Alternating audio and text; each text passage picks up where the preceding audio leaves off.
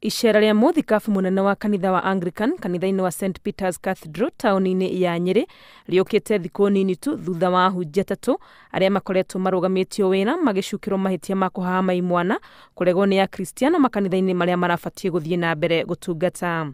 Mũthikabu wa Diocese ya Mount Kenya West Joseph Kagunda akĩoya mweke ũyũ kũhinyĩrĩria we nĩ atĩĩte watho wa igoti wa gũcokeria ahunjia aya marũa, akiuga mweke wĩho wao kwĩrira. Hata wao wakitubu waje kwetu wako na nafasi tuwa naye. Hii ni kubwa sana. Wakuje tu kwa barabara ya kanisa tutawapokea. Ni watoto wetu, tumefanya kazi pamoja na sasa ni kuangalia barabara ya kanisa iko wapi. Hakuna kitu kingine.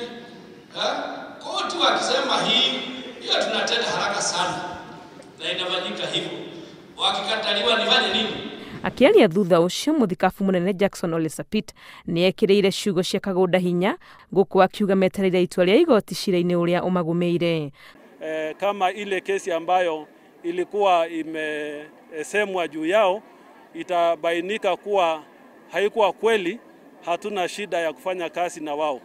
Lakini ikija kubainika ya kwamba walifanya kinyume na mafundisho ya Biblia, basi hatuna budi kusema hatungependa kufanya kazi na yeyote ambayo hana maadili ya Kikristo. Sapit agĩthiĩ na mbere kũria rũhonge rwa magoti bũrũri-inĩ gũtĩa mawatho na mũthingi ũrĩa wĩigĩtwo nĩ kanitha maũndũ-inĩ matiganĩte. Kila profession ina code of ethics yake, ina conduct yake, na wanaofanya kazi katika sehemu ile ni yule ambaye ametimiza hayo.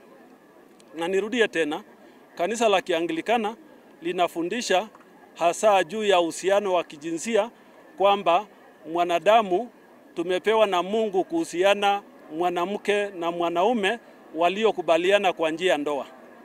Haya mengine yote kwa kanisa ni dhambi. Muthia-inĩ wa kiumia gĩthiru thutha wa gũcokerio marũa, ahunjia aya atatũ nĩ matũngirie ũregani mũnene nĩ akristiano makanitha-inĩ marĩa mabatie gũcokereria gũtungata. Handũ-inĩ ha Inooro TV, rĩtwa rĩakwa nĩ Wangui wa Mwangi.